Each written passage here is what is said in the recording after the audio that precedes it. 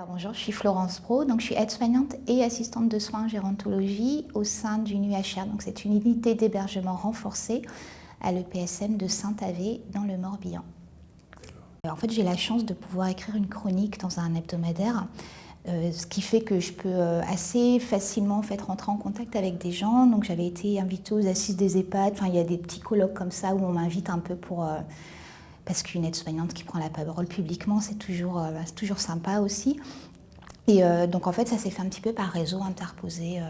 Alors cette chronique, c'est la Minute de Flo, donc une chronique hebdomadaire dans les actualités sociales hebdomadaires, qui est une revue qui a plus de 60 ans d'existence. Donc c'est une série de personnages dont le prénom commence par Flo, donc Florimonde, Florent, Floria, Floyd, Flower, et qui ont tous soit un rôle d'usager ou de patient ou de professionnel du soin ou du médico-social. Donc par exemple, on a un éducateur spécialisé, une assistante sociale, une aide-soignante, une personne avec syndrome de Down, une personne qui a suivi un dispositif de l'ASE, une jeune femme qui se prostitue. Et en fait, chaque personnage parle de choses qu'il vit ou de l'actualité, mais sous son prisme. Donc c'est une chronique qui me permet à chaque fois de me mettre à la place de quelqu'un d'autre, qui permet donc de développer un petit peu des thèmes à chaque fois avec un regard différent. Donc c'est une chronique qui m'enrichit énormément parce que c'est toutes les semaines.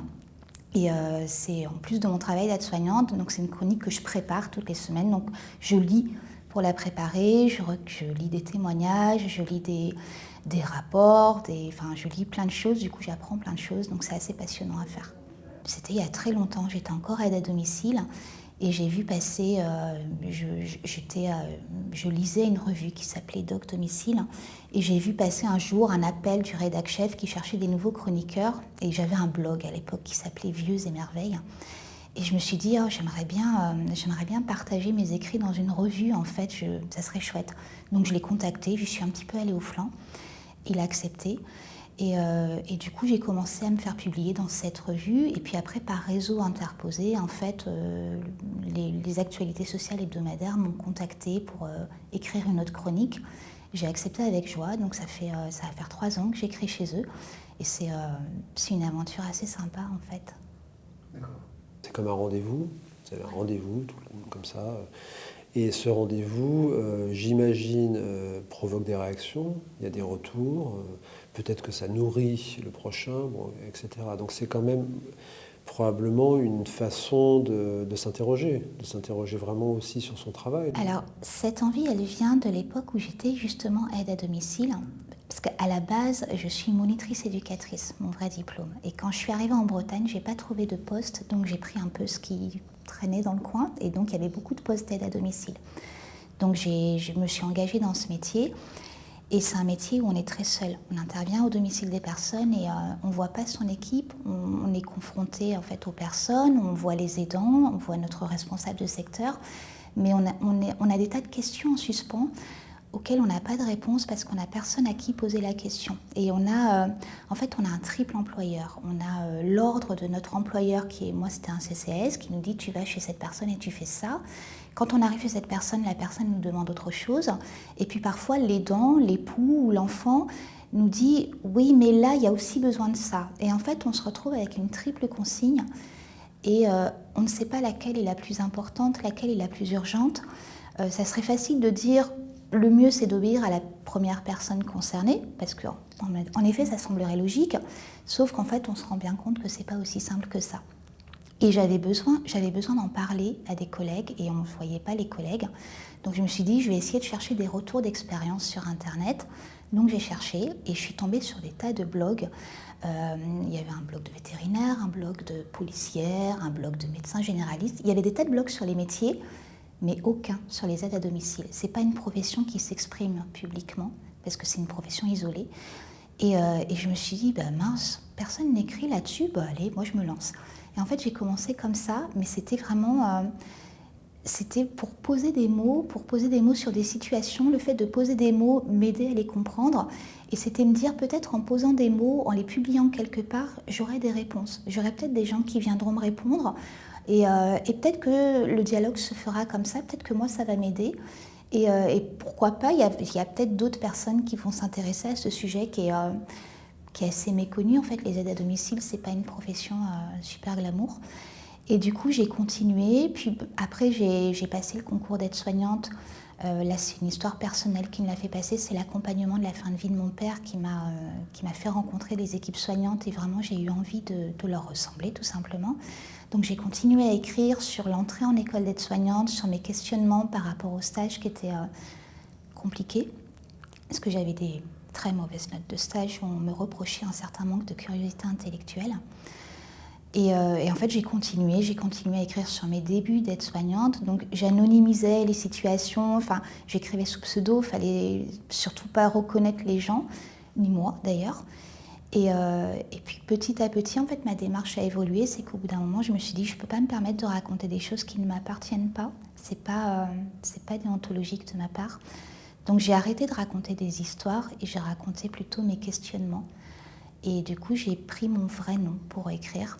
Et ça a été assez libérateur parce que même sur les réseaux sociaux, en fait, je me suis rendu compte qu'en mettant mon vrai nom, je censurais ma parole, mais en même temps, ça la libérait. C'est-à-dire que je pouvais enfin me permettre d'être moi, d'être franche, et je pouvais enfin me permettre de me dire, je suis Florence Brault, j'ai ça à dire, ça vous intéresse tant mieux, ça vous intéresse pas tant pis, mais voilà, je suis Florence Brault, on peut en discuter. Et ça m'a ouvert des tas de discussions auxquelles je n'aurais pas eu accès auparavant. Ma présence ici en est vraiment pour moi une preuve flagrante, quoi. Je suis, en fait, depuis hier, je n'en reviens pas d'être ici. Alors, ce que j'adore, c'est qu'en fait, ça me permet de discuter et d'être entendue avec des gens qui sont dans ce domaine-là.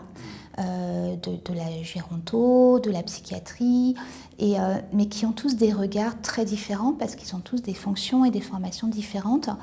Et je suis une parole parmi d'autres. Donc je suis un mot qui s'ajoute au leur. Et c'est ça que j'aime beaucoup, c'est que, par exemple, aux assises des EHPAD, où ici, on va entendre des philosophes, des sociologues, des médecins, des tas de gens, et puis aussi des soignants.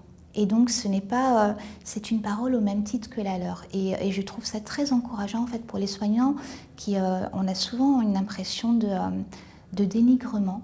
Et surtout pendant la période de Covid qui est particulièrement éprouvante aussi pour les soignants, pour tout le monde, hein, mais c'est vrai qu'on a aussi vécu, nous, de notre côté, intensément certaines situations. Et de se dire, notre parole peut aussi être portée dans le débat public et pas que dans les revendications, pas que dans la guerre, pas que dans le larmoiement non plus. On a des choses à dire qui sont peut-être pas du même ressort que les autres, qui sont peut-être pas du même ton que les autres, qui sont, pour ma part, j'ai un langage parfois assez trash, mais parce que j'ai un métier qui est assez trash, faut le dire. Et cette parole-là, elle est audible parmi d'autres. Et moi, je trouve ça vraiment super, quoi. Mmh. Oui, mais c'est aussi parce qu'on l'apprend, la parole. Hein. Parfois, on ne vous la donne pas facilement. Mais pour avoir la parole, il faut l'apprendre, en fait. Moi, c'est ça que ça m'a enseigné. C'est de se dire, c'est bien beau de manifester avec nos pancartes ou de rester entre nous sur un petit forum Facebook en disant « gna. Bah non, au bout d'un moment, il faut sortir de sa zone de confort et se dire, ok, cette parole qu'on a entre nous, entre soignants, qui est finalement un petit peu toujours la même, puisqu'on vit tous un peu les mêmes situations, il faut qu'on puisse l'exporter dans d'autres cercles, mais de même que la parole des cercles philo, éthiques, sociaux et compagnie puisse être exportée dans notre cercle. Et en fait, pour moi, c'est vraiment, c'est pas un vie ma vie, mais c'est vraiment une perméabilité des paroles, c'est-à-dire que tant qu'on restera chacun dans notre petite caste à parler entre nous, dans un espèce d'entre-soi, on ne peut pas avancer parce que les entre-soi ne se mélangent pas. Ce qu'il faut, ce qui se passe ici et ce que je trouve vraiment merveilleux, c'est que c'est un entre-soi qui s'ouvre et du coup on échange nos paroles, donc on s'enrichit les uns des autres. On va s'enrichir les uns des autres pendant 2 jours et puis après à d'autres occasions parce qu'on se rencontre, on s'échange des numéros, on se dit là ce que tu as dit, oui ça m'intéresserait de réfléchir avec toi là-dessus et en fait on fait plein de rencontres où on se dit bah tiens ce thème-là on l'a en commun sous 2 regards différents. On pourrait en faire quelque chose et peut-être que ça nous amènera un 3e regard de quelqu'un qui viendra avec nous et qui l'exportera dans un autre cercle et pouf, ça va voyager comme ça. Et cette espèce de voyage de la parole depuis très longtemps, mais moi dans lequel je viens d'arriver en fait, ouais c'est un voyage quoi. Et parfois c'est rigolo parce que des paroles reviennent, c'est-à-dire on a dit un truc ou écrit un truc et on retrouve ce retour de parole quelques années plus tard en disant « Ah ouais, ce thème, on en avait déjà parlé et il a cheminé et il me revient différemment et il a cheminé chez d'autres. » C'est-à-dire que je m'engage quelque part et donc il y a un retour et il y a une espèce d'exposition qui peut être très bienveillante. Je reçois beaucoup de bienveillance en fait dans les réponses et dans les dialogues qui s'engagent et parfois non. Et parfois c'est extrêmement violent d'être tout seul derrière son ordinateur et de se dire j'ai juste dit un petit truc anodin ou juste un petit truc qui me touchait là à ce moment-là et je me prends une volée de bois vert. J'ai en souvenir l'expérience Covid en fait, où on a eu un monsieur qui n'est pas décédé du Covid mais qui est décédé quelques mois plus tard. Mais c'était encore compliqué dans les hôpitaux de trouver des places, tout ça. Et je me rappelle d'un soir où on appelle en fait le SAMU parce que ça n'allait pas. Et le médecin régulateur nous pose des questions qu'il pose à tout le monde. Il nous demande l'âge et le GIR du monsieur. Moi, je travaille en gérontopsychiatrie, donc autant vous dire que l'âge et le GIR, c'est pas fabuleux.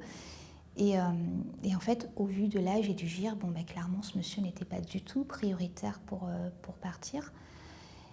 Et j'en ai parlé en disant, ces deux questions, en fait, je sais qu'elles sont nécessaires, mais elles sont violentes à entendre. Parce que moi, en tant que soignante, accompagnant ce monsieur depuis plusieurs années, étant toute la journée avec lui, 5 jours par semaine, c'est un monsieur, j'aimerais qu'on me demande, est-ce qu'il est heureux? Est-ce qu'il sourit? Est-ce qu'il aime vivre? Est-ce qu'il est prêt à partir? Est-ce que sa famille est prête à le voir partir? Est-ce que vous êtes prêt? Est-ce que vous pouvez l'accompagner là, en ce moment? Donc nous, on pouvait l'accompagner vers une fin de vie. Enfin, on était là, on le connaissait. C'était mieux qu'il reste avec nous de toute façon. Mais en fait, toutes ces questions d'humanité, de dignité au final, en fait, on n'a pas le temps de les poser au téléphone devant une situation d'urgence. Et du coup, je parlais juste de ça en disant, ces questions sont froides et impersonnelles, elles sont nécessaires, mais pour des soignants qui connaissent des gens depuis des années, c'est violent de se confronter à cette réalité. Et je me suis pris des réponses, mais d'une violence de médecins, en fait, de médecins urgentistes, cette aide-soignante qui n'a rien compris à notre métier. De toute façon, on sait bien que les aides-soignants dans les EHPAD, c'est les rebuts, c'est ce dont personne n'a voulu. Et parfois, la violence des réseaux sociaux, des interactions qu'on peut avoir, en fait, c'est compliqué parce que je ne suis que aide-soignante et que on a cette image de la profession qui est très négative, en fait. Les aides-soignantes, ne sont même pas infirmières, au final. J'adore mon métier. Je fais un métier, je travaille auprès des personnes les plus vulnérables, les plus âgées, les plus démentes. Je fais un métier qui est magnifique et c'est pas, il n'y a pas de vocation derrière, parce que j'ai horreur de ce mot. C'est pas un choix pour moi d'être aide-soignante, c'est une évidence en fait. C'est là que je me sens à ma place. C'est là que je me dis, là, je suis utile. Et il n'y a pas de valeur marchande dans ce métier, donc c'est en plus quelque chose qui me plaît. C'est un métier que je défends ardemment, parce que vraiment, c'est un métier dont on a besoin, c'est un métier qui est beau, c'est un métier fabuleux, mais c'est un métier dont je me rends compte que dans l'image encore des gens, c'est pas fabuleux. Et tant qu'on nous rabâche les mots de vocation, d'abnégation, on ne pourra pas défendre notre métier tant qu'on sera réfugié derrière ces mots-là. Parce que moi, ma valeur professionnelle, c'est pas ma vocation, c'est pas mon abnégation, c'est pas combien je facture mes soins, vu que je les facture pas.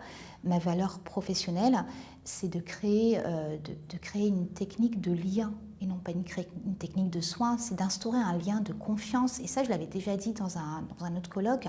C'est de rentrer dans une chambre le matin.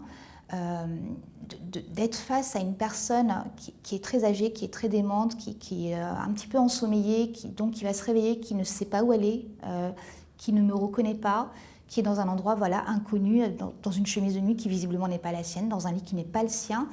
Et moi, je dois créer un lien de confiance pour lui dire, en fait, là, vous allez pouvoir vous lever, vous déshabiller, faire votre toilette, puis vous viendrez prendre le petit déjeuner. Et cette personne va devoir accepter tout cela, alors que 5 minutes auparavant, elle s'est réveillée dans un endroit inconnu avec une bonne femme qui est là en tenue blanche avec son masque. Mais qui c'est cette fille? Et en fait, ma compétence professionnelle, elle est là. Et c'est une super compétence professionnelle. Mais ça, comment le faire reconnaître face à certaines personnes qui ont 12 ans d'études, qui sont chefs de service et qui ont une compétence professionnelle énorme également. On n'a pas les mêmes compétences, mais on a tous des compétences. Je me dis, il y a des compétences là, il y a des compétences là, et elles ne sont pas incompatibles. En fait, il suffit juste d'ouvrir les vannes, de trouver des transversalités, et on est tous compétents et on peut tous échanger. J'ai une valeur professionnelle, vous aussi, tout le monde en a une, et il suffit de trouver des valeurs communes et pouvoir avancer ensemble. Vous ne voulez pas me parler d'Alice? Parce que je trouve ça fascinant, cette histoire. C'est vrai que c'est formidable. D'abord, comment ça a commencé? Parce que... Alors, en fait, j'interviens prochainement sur un colloque d'humanitude. Et donc c'est Annie de Vivi qui m'invite parce qu'on s'est rencontrés justement aux Assises des EHPAD, on a discuté, on se trouve sympa. Donc elle m'a proposé d'intervenir au colloque qui a lieu tous les ans. Et c'était en fait, comme j'aime beaucoup parler des notions d'empathie, du prendre soin, elle m'a proposé une intervention sur le sujet, sur le temps de l'empathie, est-il compatible avec le temps du soin? Parce que c'est un questionnement que les soignants, on développe beaucoup. À chaque fois, on nous dit, oui, on voudrait prendre notre temps, mais on n'a pas le temps. Et en fait, c'est assez récurrent. Donc, elle me propose ce sujet. Moi, évidemment, je suis super partante à chaque fois, donc je dis OK. Et je ne sais pas pourquoi, j'étais en voiture, j'allais au boulot. Et d'un coup, mais alors je ne sais pas comment, je pense à Alice au pays des merveilles. Et je me dis, ouais, c'est quand même cette gamine-là avec ce lapin qui court partout, qu'elle n'arrive jamais à rattraper. Et du coup, j'allais travailler et je m'arrête au bord de la route, je sors mon carnet de transmission, je me dis, il faut que je note Alice au pays des merveilles. Et du coup, j'y cogite toute la journée. Et je me dis, mais oui, en fait, Alice, elle est dans son monde, elle est en train de s'endormir au pied d'un arbre avec sa sœur, elle s'ennuie. Et d'un coup, elle voit ce lapin passer et il y a une espèce de chute, où on décrit vraiment la chute d'Alice qui tombe dans une espèce de puits où tout est ralenti, tout est accéléré, où il y a des objets familiers mais qu'elle ne reconnaît pas. Et elle arrive dans un monde, donc le pays des merveilles, où tout est bizarre en fait. Enfin, les personnages sont complètement excentriques, ils ont des dialogues qui ne veulent absolument rien dire. En fait, on a l'impression que ce sont des suites de mots mais qui ne veulent rien dire, des situations qui sont... complètement improbable, on lui dit tu bois ça et elle le boit, tu dis tu manges ça, elle le boit, tu vas là, tu vas jouer avec un jeu de cartes et tu vas te faire couper la tête et c'est complètement incompréhensible. Et à chaque fois qu'elle essaye de comprendre, quand elle voit le chat, le chat qui disparaît, qui réapparaît, la duchesse, le lapin blanc avec sa montre, et en fait les personnages qui pourraient l'aider à comprendre, qu'elle essaye de trouver et d'interroger, en fait s'enfuient et disparaissent au fur et à mesure. Ce qui fait qu'elle n'a jamais de réponse à ces questions. Et je me suis dit, mais c'est exactement ce qu'on vit au boulot en fait. C'est des gens qui étaient chez eux, qui étaient dans un environnement qu'ils connaissaient, qui étaient dans la vie normale en fait, et qui d'un coup, après une chute, après un accident, après un AVC, après l'évolution très rapide d'une maladie neurodégénérative, se retrouvent catapultés en EHPAD, qui n'est pas un endroit normal au final. C'est un endroit où on vous donne à manger un menu que vous n'avez pas choisi, on vous donne à boire, on vous donne des médicaments, on vous parle de trucs qui ne vous intéressent pas, et en plus, comme vous perdez vos mots, du coup, c'est qu'est-ce qu'elle raconte la dame? Et puis les soignants, on est tout le temps pressés, on n'a jamais le temps au final. Donc, et je me dis, mais oui, en fait, Alice, c'est cette dame désorientée qui arrive chez nous et le lapin blanc, c'est moi. Parce que moi, je suis toujours à regarder ma montre. Enfin, ma montre, non, je ne l'ai pas au boulot, donc je regarde l'horloge. Et à chaque fois, je dis, oh là là, oui, mais je n'ai pas le temps, là, je vais être en retard. Et au final, si je m'arrêtais en me disant, la dame m'a posé une question, je vais m'arrêter et je vais lui répondre. Mais du coup, la dame, elle serait super apaisée parce que j'ai répondu à sa question. Et moi, je serais super apaisée parce que ça m'aurait permis de faire une pause, de réfléchir à ces questions, de dire oui, elle a raison, c'est complètement con ce que je lui demande en fait. Et en fait, le fait qu'elle me pose la question me ferait réfléchir en me disant ouais, c'est pas logique, faisons autrement. Et ça nous aiderait tous les deux au final. Sauf qu'en fait, dans Alice, personne ne s'arrête. Donc on continue cette espèce de dégringolade. Alors que ouais, peut-être que l'empathie et le temps de soin, en fait, peut-être bien qu'ils sont compatibles. Il suffit juste de s'arrêter. Ça nous prendra 5 minutes. Mais du coup, ça apaisera tout et tout le monde arrêtera d'être pressé, désorienté. Enfin, désorienté façon de parler parce qu'on ne guérit pas comme ça, quoi. Mais pendant un court laps de temps, on sera tous apaisés. Et en fait, il suffirait juste que le lapin s'arrête. Et si nous, soignants, sociologues, philosophes, médecins, on essayait de se mettre dans une autre normalité, qui est celle des personnes hébergées avec des troubles neurodégénératifs, et bien peut-être qu'on comprendrait que, ouais, en fait, ce qu'on nous propose, c'est pas normal. C'est ça. Mais il faudrait qu'on accepte d'essayer. J'arrive ici et je ne sais pas ce que j'en attends. C'est ça qui me plaît, c'est de me dire si j'ai pas d'attente, j'ai pas de déception, de mauvaise surprise, ou en fait je n'aurai que des bonnes surprises. Je vais entendre des gens, qui vont parler de la même chose que moi, mais avec leur vécu, leur regard, et ça va m'aider moi à entendre autre chose et en fait à me retrouver sur un truc que j'ai vécu, mais du coup à le vivre autrement. Alors c'est ça que j'attends ici en fait, c'est de voir des expériences qu'on a vécues en commun, parce qu'on est un peu tous là pour parler de ce qui vient de se passer là pendant 2 ans. On a tous vécu ça, mais tous différemment, avec nos regards, nos expériences professionnelles, mais aussi nos expériences personnelles, nos émotions personnelles. Et en fait, d'écouter les émotions des autres m'apprennent aussi sur les miennes. Donc c'est ça que j'attends, tout simplement.